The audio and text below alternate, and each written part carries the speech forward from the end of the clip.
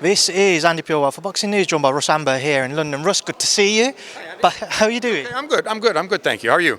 I'm very well, thank you. Had a bit of a delayed journey down, but it's not as long of a journey as what you've had travelling over. Well, coming over is easier than driving in London. So flying over from Canada is easier than driving in London. Russ, obviously you're here to work with Derek Chisora. What do you make of his fight with Joyce? Listen, I think it's a hell of a matchup, and one thing that I've said in the few interviews that I've done, and I'd like to repeat it again with you, Andy, just in case you didn't hear this. I think Derek Chisora should be an example to younger fighters coming up. And why do I say this? Because so many youngsters today are worried about their they got to win, they got to win, they got to win. Well, you don't have to win.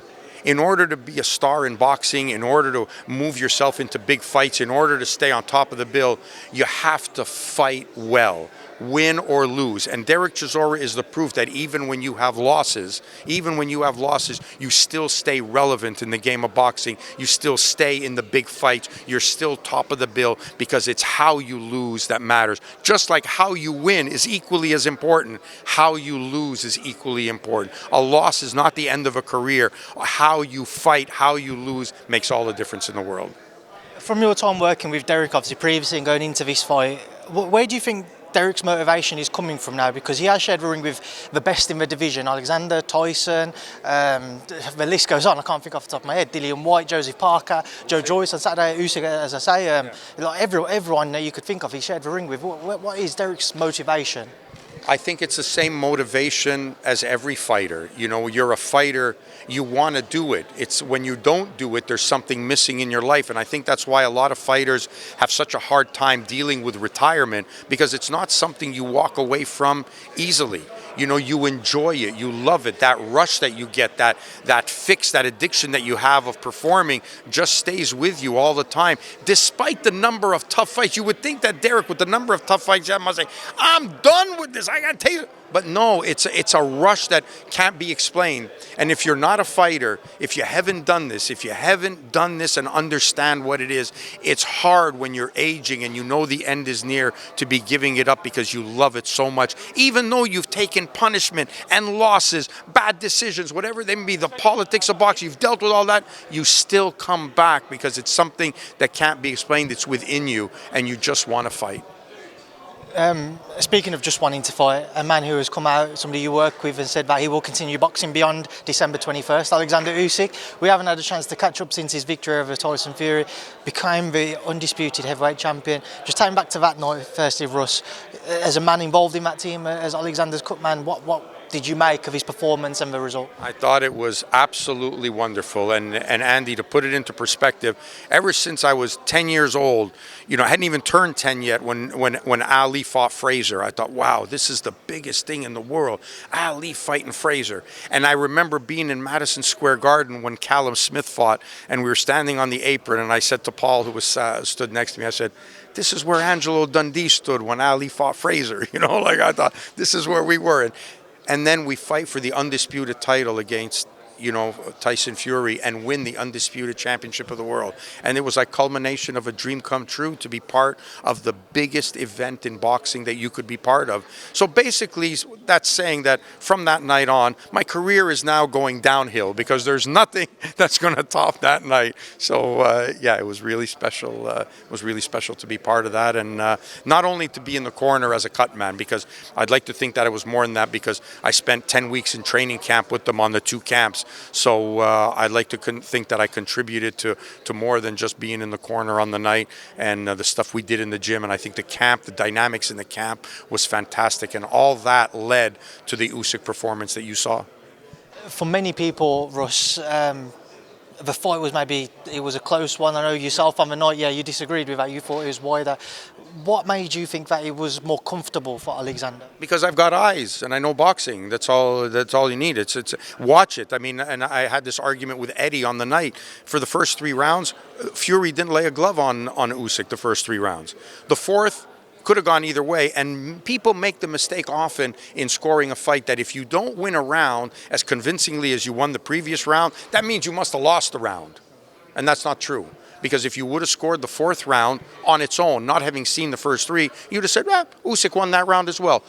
I gave 5, 6, and 7 to Fury because it was part of the strategy. We knew what we were doing, how we were going to pace the fight through, and then I gave Usyk every round after that. And as God is my witness, Fury did not win the 12th round. Again, he might not have Usyk might not have won it as cleanly as he did the 11th, but he won the 12th round. And I defy anybody to watch that for 3 minutes and score the fight on 3 minutes and tell me that Usyk didn't win that round. It's impossible. So I'm sorry, I cannot subscribe to the theory that it was a close fight. I thought it was a masterful performance from everything about controlling the fight, defense, number of punches landed, power shots that were landed, who the aggressor was, the effective aggressor, everything that you need to judge a fight in boxing. Usyk did and won. And I had the opportunity to talk with Gareth earlier, and he said, "Oh, Russ, I had it a close fight. I gave it to Usyk, though, 114, 113.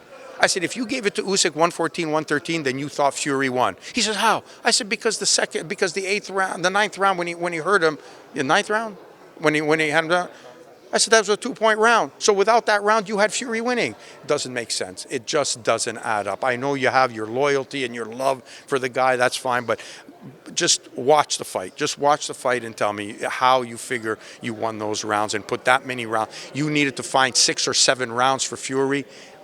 Impossible. I always used to say, forget about Fury and Usyk. I always used to say about Juan Manuel Marquez that he was too good for the people who are judging him.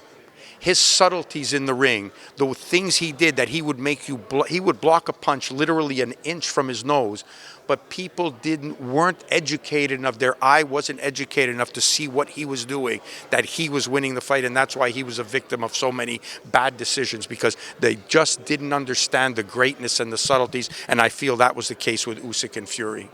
Oleksandr said in the lead up to that fight he was not going to leave Tyson alone, and he certainly didn't. He was constant front foot pressure all night long, and going into this rematch he seems to have echoed those comments. Do you expect to see a more conclusive finish to the rematch on December 21st? Yeah, very well could be, but I need to correct you on one thing, and I just had this discussion. As a trainer teaching boxing, when we tell a fighter to be on the front foot, that means put the weight on the front foot.